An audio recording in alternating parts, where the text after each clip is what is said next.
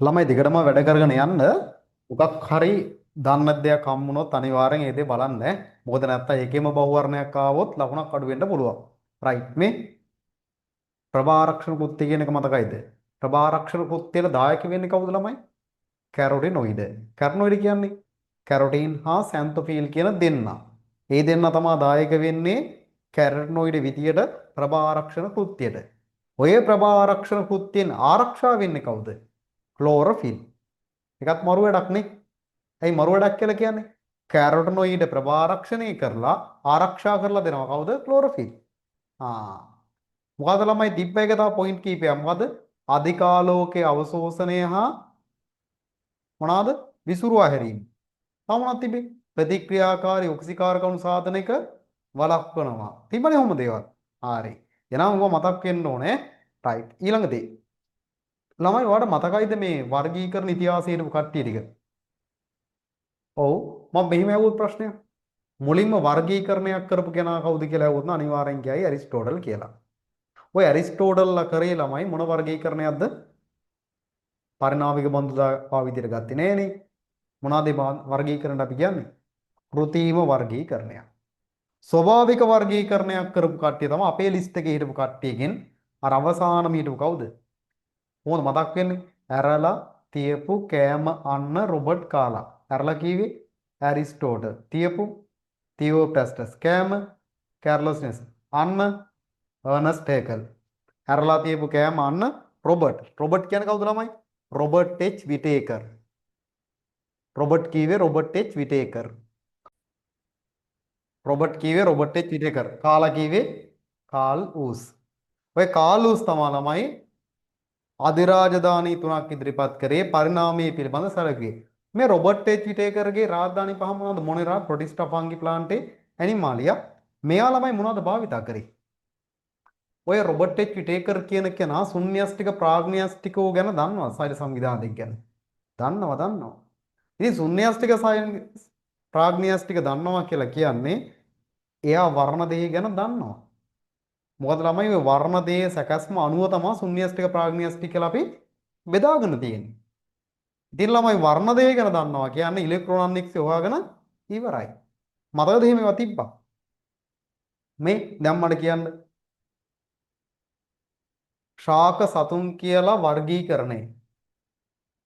ශාක සතුන් කියලා රාජධානී දෙකක් හඳුන්වා දීම. වර්ගීකරණය ඇරිස්ටෝටල්, හඳුන්වා දීම රාජධානී දෙකක් ලිනේයස්. මලේ තියෙන රේණු සංඛ්‍යාව අනුව වර්ග කරා. කවුද? ලිනේයස්. තියෝප්‍රැස්ටස් එම් කරපු වැඩ එහෙම පාඩම් කරලා තියාගන්න ඈ.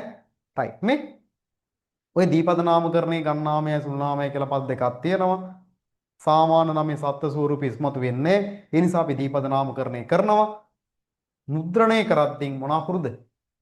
ඇල අකුරු භාවිතා කරනවා. අතින් ලියද්දින්ද? අතින් ලියද්දින් නෙමෙයි බං. අතින් තමයි කොහොමද ලියන්නේ? අත් අකුරෙන් ලියද්දින් මොකක්ද තිබ්බේ පොයින්ට් එක? අත් අකුරෙන් ලියද්දින් යටින් ඉරියන් දිනවා. පළමු අකුර කැපිටල්, ඉතුරු ඔක්කොම සිම්පල්. මොන අක්ෂරද? රෝමානු අක්ෂර මොන හුරුවක්ද? ලතින් හුරුවක් තියෙනවා නේ. ඔය කියන ළමයි මේ නීති ඔයාලා හිතනවාද විද්‍යාත්මක නම් මේ දීපද නාමකරණයේ නීති හැමෝටම පොදුයි කියලා? නෑ ළමයි. ඔය විද්‍යාත්මක නාමකරණයට භාවිතා කරන නීතිත් ළමයි වෛරස්, දිලීර, බැක්ටීරියා අනුවත් පොඩි වෙනස්කම් තියෙන්න පුළුවන් කියලා රිසෝස් එකේ තියෙනවා. මම අහනවා විද්‍යාත්මක නාමයක් ළමයි එකම නාමෙ දෙන්නෙක්ගේ තියෙනවා. ඔව් විද්‍යාත්මක නාමෙ එකම නාමෙ දෙන්නෙක්ගේ තියෙනවා. ඔයාගෙත් හෝමෝ සේපියන්, මගෙත් හෝමෝ සේපියන් නේ. විභාකොමසාරිස් තුමාගෙත් හෝමෝ සේපියන්. වෙනසක් නෑනේ. අපි ඔක්කොම හෝමෝ සේපියන්. ඔන්න එකම නම කීපෙක තිබ්බා. මීට කලින් ඉඳලා තියෙන නම හෝමෝ ඉරෙක්ටස් කියලා. හැබැයි අපි දෙන්නගේ විද්‍යාත්මක නම් දෙක වෙනස්. අපේ හෝමෝ සේපියන්, උගේ හෝමෝ ඉරෙක්ටස්. හැබැයි හෝමෝ කියන ගණ එකයි. ඇයි එහෙම උනේ? බලන්න තියෙනවා රිසෝස් එකේ. හරි පාඩම් වෙලා තියෙන්න ඕන මොකද කියලා. පාඩම් නැත්තම් ටුක් ගාලා ගියා බලලා ඈ. ඉතින් ටුක් ගා යද්දි මේකට වෙලා යනවා. සාමාන්‍ය මේ වීඩියෝ එකක් බලලා ඉවරෙන්න පැයක්වත් ඇයි. පාඩම් කරපු ළමෙක්ට පාඩම් නොකරපු ළමෙක් නම් වීඩියෝ බලන්නෙත් නැහැ. මේ වෙද්දි පළවෙනි වීඩියෝ එකම බලලා උනිදි. අවසාන හරියට යද්දී ළමයි වලට තේරෙයි මේ සෙට් එක කරගෙන යන කෙනා ලොකු ගේමක් ගහලා කියලා. ඉතින් ඕක නමයි මේ එකපාර උතෙන් දෙන්න පුළුවන් අවස්ථාවක් නැහැ. ටික ටික උතෙන්ට ඇවිල්ලා තියෙන්නේ. පාඩම් කියලා දීලා, වැරදි තැන් පෙන්ලා දීලා, පේපර් ලියලා, ඔයා පාඩම් කරලා, ඔයා ඒ කාලේ ඉස්කෝලේ ගිහිල්ලා, ඒ ඔක්කොගෙම දැනුම තමා ළමයි මේ අවසාන අවස්ථාවට අරන් තියෙන්නේ. ඒතර මම මේ මොනවද මේ කියන්නේ? ඈ මම කියන්නේ ළමයි කලින් අවුරුදු පේපර්ස් බලලා ඒ පේපර් වල ආපු තැන් ටිකයි ඔය පළාත් පේපර් වල ආපු තැන් ටිකයි සහ එන්න පුළුවන් જાතියේ තැන් ටික තමයි මම මේ කියන්නේ.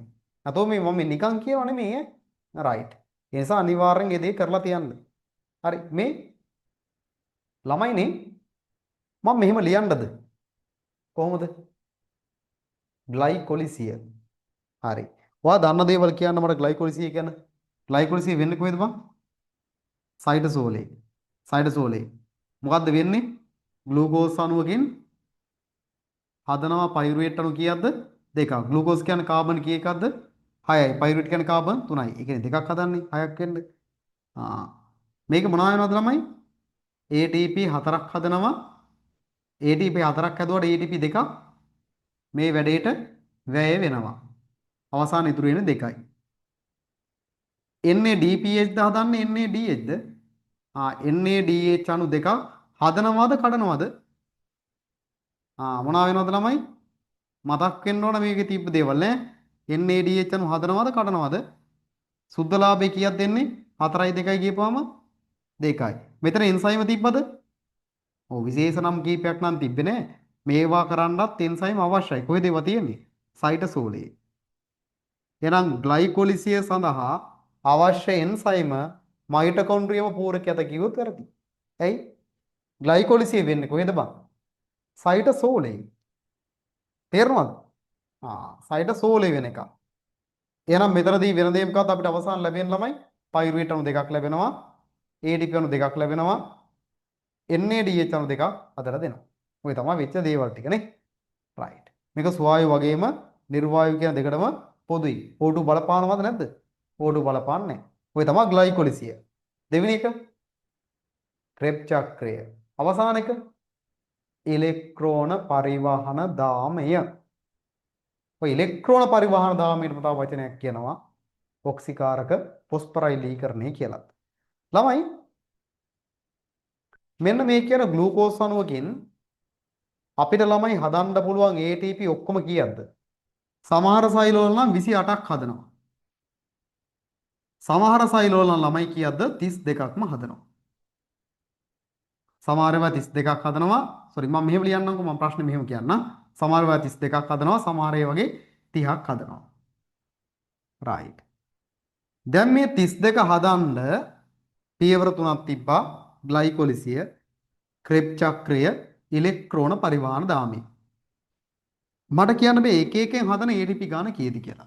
ග්ලයිකොලිසිය නම් කියන්න දෙයක් නැහැ. හතරක් හැදුවා දෙකක් වැය වුණා. කීයද ඉතුරුනේ? දෙකක් ATP. ක්‍රෙබ් චක්‍රයෙන් කීයද? ඉලෙක්ට්‍රෝන පරිවහන දාමයෙන් කීයද? ඉලෙක්ට්‍රෝන පරිවහන දාමය නම් ළමයි මතක් වෙන්න ඕන. මෙතන තියෙනවා මෙන්න මේ පියවරේ හදනවා මොනවාද? NADH අණු කියද්ද? මෙතන පියවරේ හදන්නේ NADH අණු. මෙතන NADH අණු කීයද?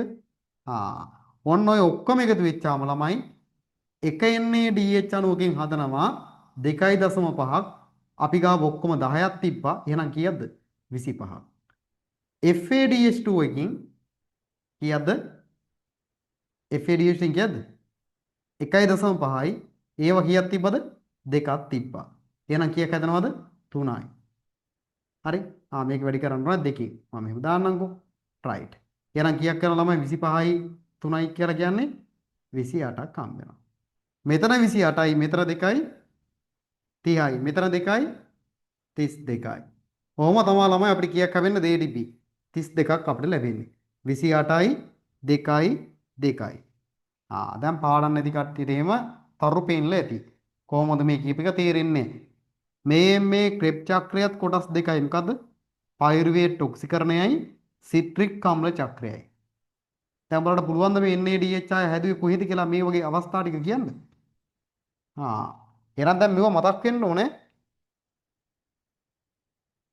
හරි. NADH අණු කද්ද ඒක හැදුවේ කොහොමද? FADH අණු දෙකක් හැදුවේ කොතනද? මතක් වෙන්න ඕන. right. ATP නිපදන සෛලයක් තුළ ATP නිපදීම මොකක් කියලාද කියන්නේ? පොස්පරයිලීකරණය කියලා. සෛලයක් තුළ ATP නිපදන ක්‍රියාවලියට අපි කියනවා පොස්පරයිලීකරණය. පොස්පරයිලීකරණ ක්‍රම තුනක් තියෙනවා. ආලෝක ප්‍රතික්‍රියාව මොකක්ද වෙන්නේ? ප්‍රභා පොස්පරයිලීකරණය. ඒකට ශක්තිය ගත්තේ ආලෝක ශක්තිය. ප්‍රභා පොස්පරයිලීකරණය. සංකීර්ණ අණුව සරල අණුවක් බවට පත් වෙද්දී මේ සංකීර්ණ අණුවක් සරල අණුවක් බවට පත් වෙද්දී පිට වෙන ශක්තියෙන් ATP හදනවා. ඒකට කියන්නේ උපස්තර පොස්පරයිලීකරණය. අණුවක් ඔක්සිකරණය කරලා ATP හදනවා. ඒකට අපි කියන්නේ ඔක්සිකාරක පොස්පරයිලීකරණය. එහෙනම් මඩ කියපන් හොඳ ළමයි වගේ හොඳ ළමයි වගේ ATP හදන්නේ මයිටොකොන්ඩ්‍රියමේ පමණක් කියලා කිව්වොත් හරිද? වැරදි. මයිටොකොන්ඩ්‍රියමෙත් ATP හදනවා, සයිටෝසෝලෙත් ATP හදනවා, ප්‍රභා සංශ්ලේෂණෙත් ATP හදනවා නේද? එහෙනම් මතක් වෙන්න ඕන. මේ ලියන්ඩාවොත් ලියයිද පුතේ මධ්‍යසාර පැසීමයි ලැක්ටික් අම්ල පැසීමයි කියලා.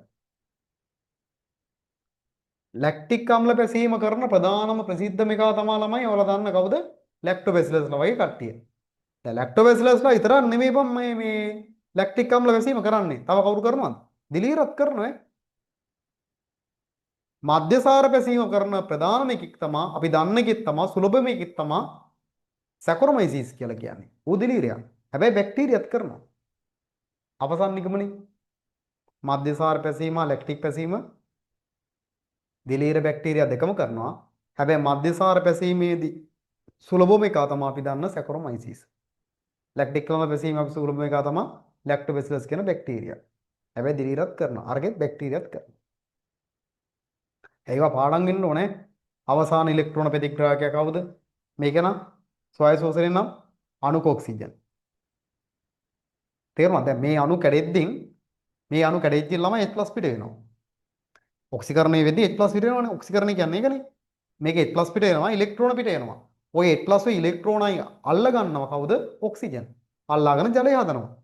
මතකනේ ස්වයං ශෝෂණයේ සමීකරණේ තියෙනවා මේ පැත්තේ. ග්ලූකෝස් දාන 6ක් O2 ඊතරයක්, 6ක් කාබන් ඩයොක්සයිඩ් දාන 6ක් ජලය. කොහොමද බං 6ක් කාබන් ඩයොක්සයිඩ් පිට වෙන්නේ? මෙන්න මෙතන පියවර දෙකක් තිබ්බා. පයිරුවේට් ඔක්සිකරණය වෙද්දී කාබන් ඩයොක්සයිඩ් දෙකක් පිට වෙනවා. සිට්‍රික් අම්ල චක්‍රයේ කාබන් ඩයොක්සයිඩ් 4ක් පිට වෙනවා. එතන 4යි අතන 2යි 6යි. ඊළඟට ළමයි මම මොනවා හරි දෙයක් කියන්න ඔයා කියන්නකො ඉතින් කල්පනා කරලා බලලා කාගේද එහෙම තියෙන්නේ කියලා. සීලෝමයක් මුලින්ම හටගෙන තියෙන්නේ කාගේද? ඇන්ලිඩාවන්ට. මුලින්ම එකාගේ ළමයි අපි කතා කරා මොකද්ද? අසීලෝමිකේ. ඔය සීලෝමයේ කතා කරන්නේ ත්‍රිපස්තරිකයන්ට. අපේ සිලබස් එකේ එකම එකයි දීපස්තරිකයා. කවුද? අරන අන්තස්චර්මය, මධ්‍ය චර්මය, බහිස් චර්මය කියලා තුනම තියෙන්න ඕන. මධ්‍ය චර්මයේ නෑ. මධ්‍ය චර්මයේ නැත්තුව මධ්‍ය චර්මයේ වෙනුවට තියෙන මධ්‍ය ශ්ලේෂයක්. කාගේද? නිඩාරියාවන්ගේ. නිඩාරියාව දීපස්තරිකයි. ඊටු ඔක්කොම ත්‍රිපස්තරිකයි. එහෙනම් අපි ත්‍රිපස්තරිකයන් තමයි සීලෝමයේ කතා කරන්නේ. අන්නේ ත්‍රිපස්තරිකයන්ගෙත් ප්ලැටිහෙල්මින්තෙස්ලා අසීලෝමිකයි. ප්ලැටිහෙල්මින්තෙස් අසීලෝමිකයි, නෙමටෝඩා ව්‍යාජ සීලෝමිකයි, ඇන්ලිඩා සීලෝමිකයි. අසීලෝමිකයි, ව්‍යාජ සීලෝමිකයි, සීලෝමිකයි. පිටිකා තියෙන කාද? නෙමටෝඩාවන්. දැඩි කෙන්දෙන් කරන්නේ මොකද්ද? අංශපාදිකාවෙන් කරන්නේ මොකද්ද? චූෂකෝලින් මොකද කරන්නේ? ඔය ඇන්ලිඩාවන්ගේ තියෙනවා. තව වඩ මතකද තිබ්බා මෙව්ලෙන් කරන වැඩි බීජකෝෂ ශ්‍රාවය කරනවා කියලා තිබ්බනේ. බීජකෝෂ ශ්‍රාවය කරනවා කියලා තිබ්බේ. මෙව්ලෙන් බීජකෝෂ ශ්‍රාවය කරා. දැඩි කෙන්දෙන් මොකද කරේ? අංශපාදිකාවෙන් මොකද කරේ? ඒකයි නොඩොමීටා කියන එක ගත්තට පස්සේ ළමයි ඒකයි නොඩොමීටාවන්ගේ වායුව මාරු කරන්න විවිධ ව්‍යුහ තියෙනවා. මම අහන්නේ ප්‍රධාන ව්‍යුහය මොකක්ද? එක ව්‍යුහයක් මම කියන්නද? පැකුල, සුවසන රුක්. මම අහන්නේ ප්‍රධාන ව්‍යුහය මොකක්ද කියලායි මම අහන්නේ. ඒකයි නොඩොමීටාවන්ගේ.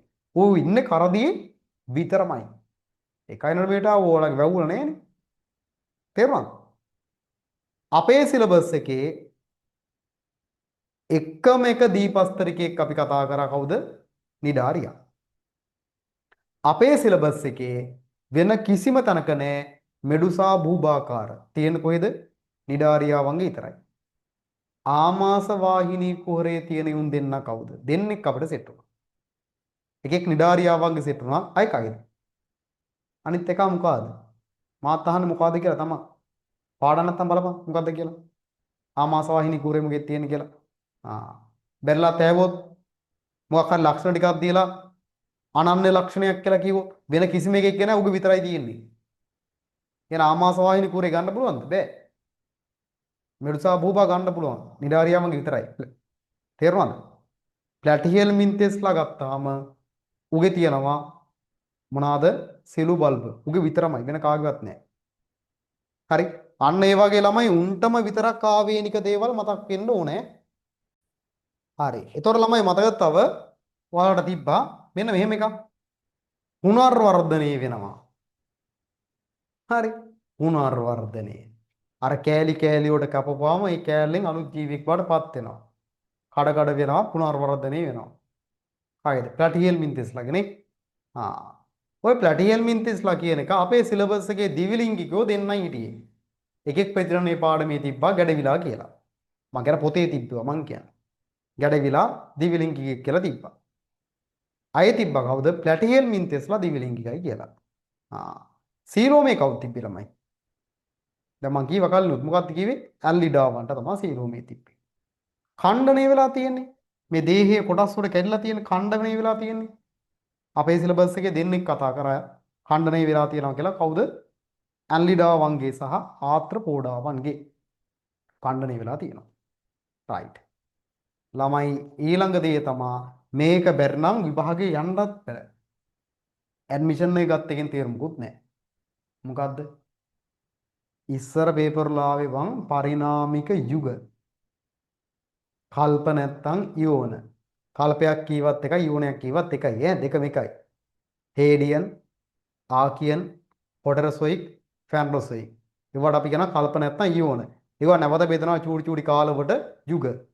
මම ලස්සනට කියලා දීලා තියෙන්නේ ඒ වගේ සිදුවීම් උගන්වන්න නෑ දැන්. ඒ නිසා දැන් ඒව අහනවා අඩුයි. ඒකට හරියන්න දීලා දිනවා අර මුල් ටික. මොකද අර මුල් ටික? පෘථිවි මුල් වායු ගෝලයේ ඇමෝනියා ඇත. දැන් කියපල්ලා. පෘථිවි මුල් වායු ගෝලයේ ඇමෝනියා තිබ්බද? පෘථිවි මුල් වායු ගෝලයේ ඇවිල්ලා උදාසීන වායු ගෝලයේකි. උදාසීනද ඔක්සිආරකද? මතකයිද? ජෛව රසායනික පරිණාමයේ පියවර 4යි. මතකද? ඔය වායු ගෝලයේ තිබ්බ අකාබනික අණු ප්‍රතික්‍රියා කරලා තමා කුඩා කාබනික අණු ඇති වුනේ. ඇමයිනෝ අම්ල මොනොසැකරයිඩ් ආන් ඒ වගේ චූඩි චූඩි කාබනික අණු ඇති වුණා. මොනවා ප්‍රතික්‍රියා කරලාද? අකාබනික අණු. මොනවාද බං මේ වායු ගෝලයේ තිබ්බ අකාබනික අණු ටික? ඒවා ප්‍රතික්‍රියා කරලා තමා කුඩා කාබනික අණු ඇති වුනේ. කුඩා කාබනික අණු බහුවීකරණය වෙලා තමා කාබනික මහා අණු ඇති වුනේ. මම අහන ප්‍රශ්නයක නෙමෙයි. මේ වායු ගෝලයේ තිබ්බ අණු ප්‍රතික්‍රියා කරලා කුඩා කාබනික අණු ඇති වෙන්න බලපාපු තත්වයක් වන්නේ බහුවර්ණයක් આવුත් ගිනි කඳු පිපිරීම, අකුණු ගැසීම, තව මොනවාද? ටී හැම පුළුවන් වෙන්න ඕනේ. අර ඉස්සර කාලේ අහපු ඒවා නෙමෙයි දැන් අහන්නේ. මේ අර මතකයිද උඹලට කාගේද බං කණ්ඩික වල සහිත මස්සේ ඇති උනේ? දැන් උඹලා ලියාගන්න නැද්ද කොලේ? ඒ දවස්වල මම කියලා තියෙනවා. කොලේක ලියා ගන්න කියලා මම්ම දුන්නා ලිස්ට් එකක්. කණ්ඩික වල සහිත මස්සේ ඇති උනේ කාගෙන්ද? උඹගෙන්ද නෑනේ. නැත්නම් කණ්ඩික වල සහිත මස්සයන්ගේ මුණුන් ඇති උනාද? වසර මිලියන ගණන් ටික මතකයිද? මිලියන 700. හරි. මිලියන 700. අඩුම තරමේ අවුරුද්ද දාලා ඉස්සරහින් ලියාගනින් මොකද්ද මේ උනේ කියලාවත්. අහනම දෙයක්. හරි. අහනම දෙයක් අවුරුදු ගාණක් අහනවා. තාමත් බෑ සමහරුන්ට. ගොඩබිම ආක්‍රමණය කරේ කවුද මුලින්ම? කොහොමද ගොඩබිම ආක්‍රමණය කරේ? කවුරු අන්තර්ක්‍රියා කරාද? බලන්න වචනයක් නැද්ද කියලා? අන්තර්ක්‍රියා කරා කියලා. කවුද අන්තර්ක්‍රියා කරේ? නිකම් පෙරලන්න මං කියන හින්දා. මං වෙනුවෙන් පෙරලන්න. අනේ උඹලා. හරි. ගොඩක් එවුන්ට පුළුවන්. පුළුවන් එවුන් টොප් ප්‍රතිඵලයේ টොප්ම টොප්පේ. බය නැතුව වැඩ කරන්න. බැරි එවුන් ටික පාඩම් කරලා යමල්ලා. හරි. ඊළඟට මේ මතකයිද ළමයි මේ කෝඩේටා කියලා කියන්නේ මොකද්ද? වංශයද වර්ගයක්ද? අධිරාජධානිය තමයි යුකැරියා.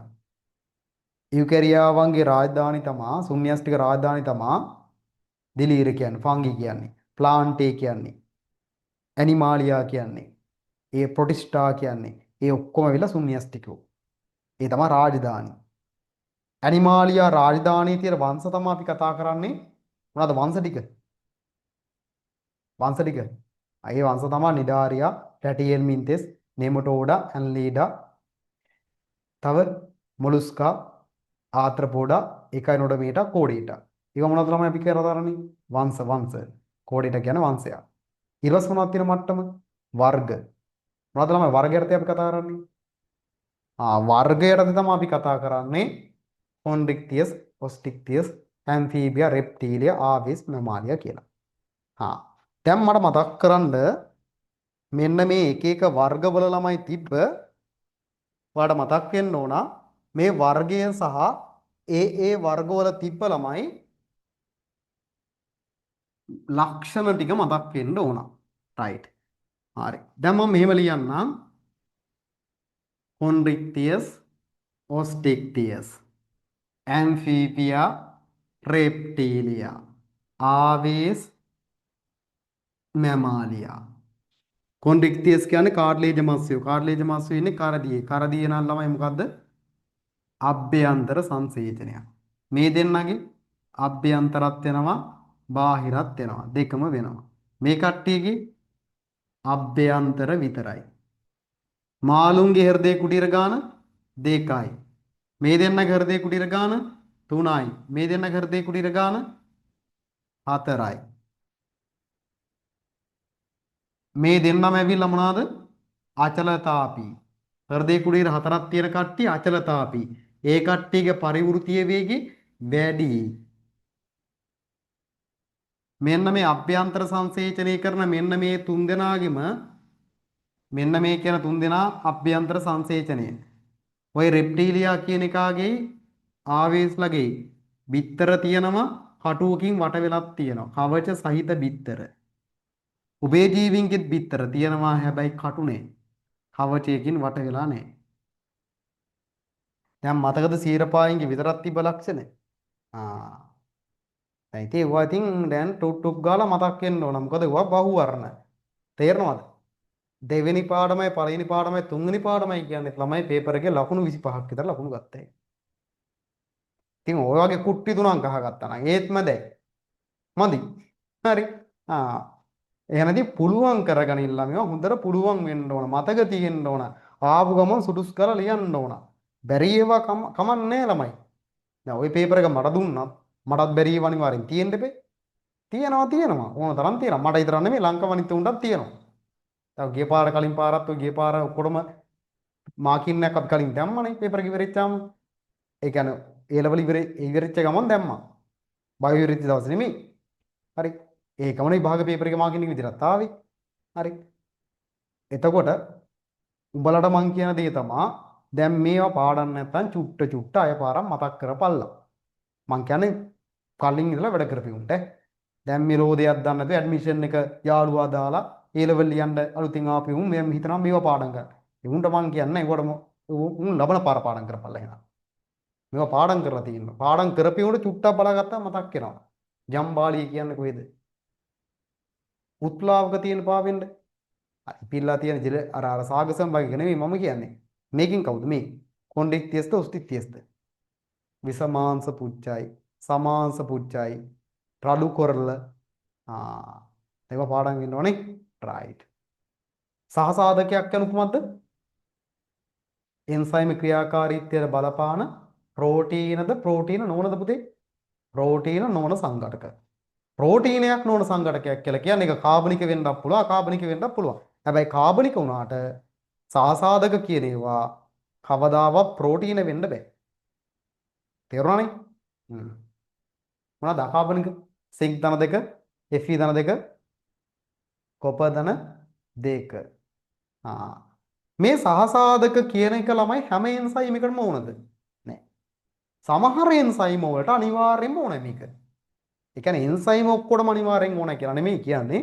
සමහර එන්සයිම් වලට විතරක් අනිවාර්යෙන් ඕන. උන්ට ඒක නැත්තම් බෑ කරගෙන යන්න. ඔය සහසාධකයක් කියන එක ළමයි බැඳෙන්න පුළුවන්, ස්ථීරව බැඳෙන්න පුළුවන්, తాවකාලික බැඳෙන්න පුළුවන්. ළමයි විස මොන නිෂේධකයක්ද? විස මම උගන්වන කාලේ නම් කියවත් පොයින්ට් එකක්. මොකද්ද කිව්වේ විසර? විස තදින් බැඳෙයි කියලා. තදින් බැඳුනොත් ගලවන්න බෑ. ඒ කියන්නේ අප්‍රතිවර්තයි. විස අප්‍රතිවර්තයි.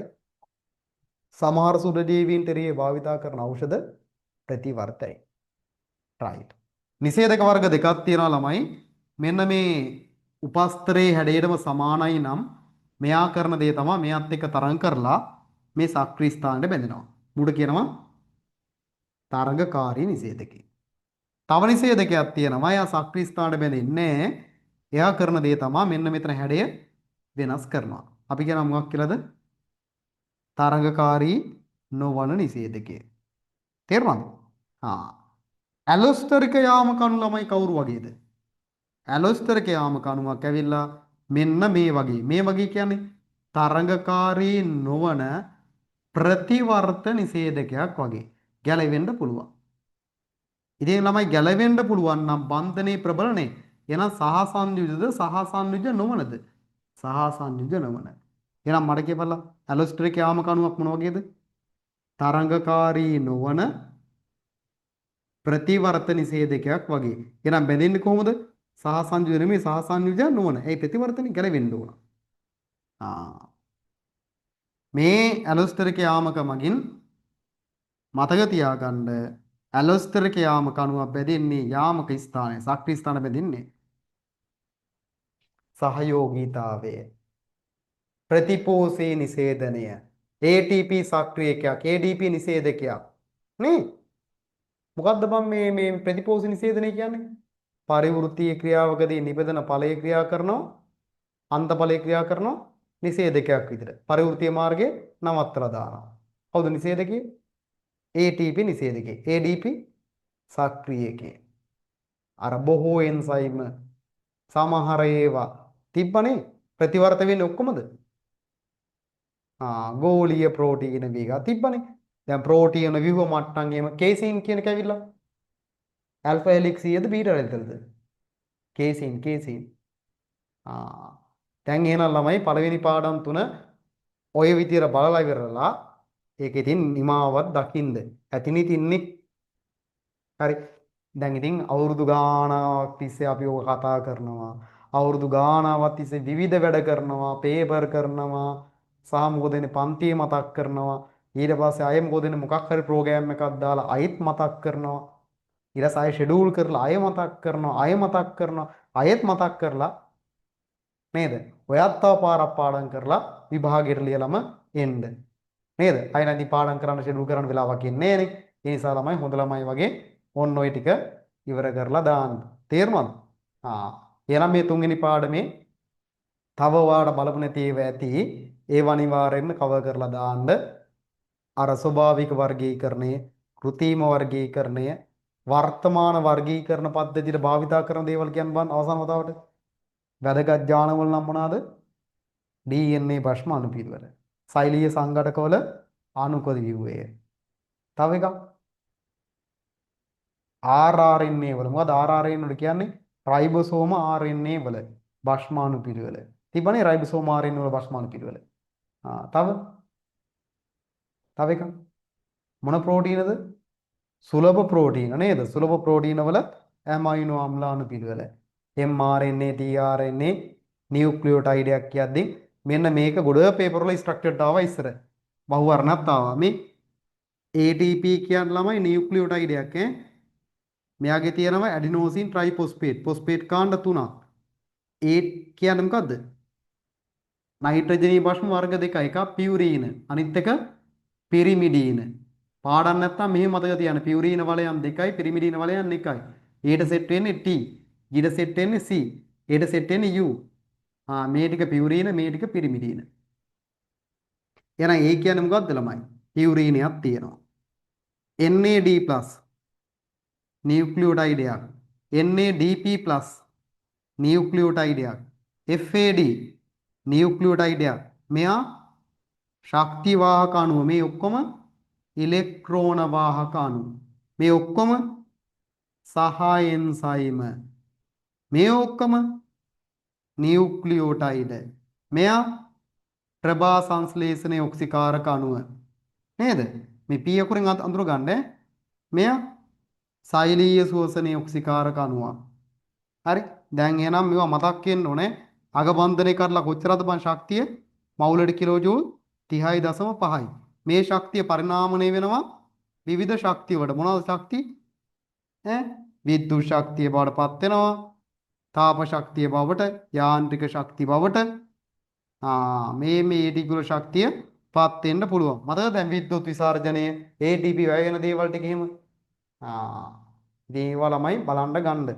දැන් එහෙනම් මේවා මතක් කරලා තියෙන්න ඕන. මුද ළමයි වගේ බලන්න මම ওই කෙටියෙන් මතක් කරලා දුන්නේ කොහොමත් ඔයාලා වැඩ කරනවා කියලා මම හිතනවා.